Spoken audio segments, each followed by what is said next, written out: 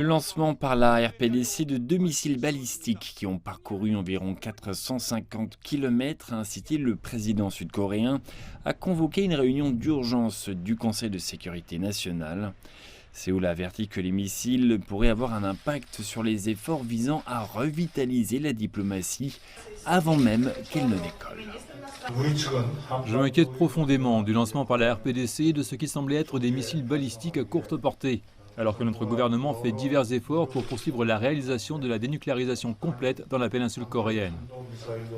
Le ministre sud-coréen des Affaires étrangères a fait ses commentaires lors de discussions avec son homologue russe qui a également exprimé sa consternation.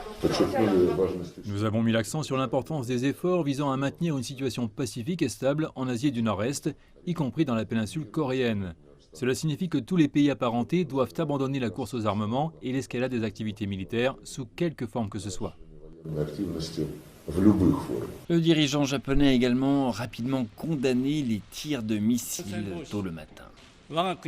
C'est une menace pour notre pays et pour la sécurité régionale. C'est aussi une violation de la résolution du Conseil de sécurité de l'ONU.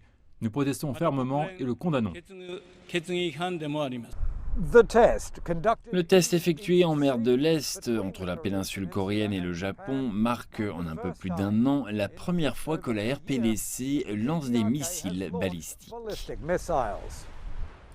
De nombreux analystes s'attendaient à la dernière initiative de Pyongyang qui fait suite au tir de missiles de croisière dimanche et à un avertissement qu'il n'y aurait pas de pourparlers avec les États-Unis tant qu'il n'aurait pas mis fin à ce qu'un responsable de la RPDC a qualifié de politique hostile.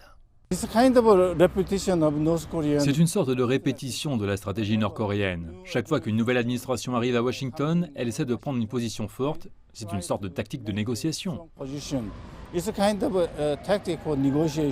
Ces lancements ont eu lieu dans le cadre d'un examen de la politique de dénucléarisation de la RPDC par l'administration Biden, qui devrait inclure des consultations la semaine prochaine avec Tokyo et Séoul.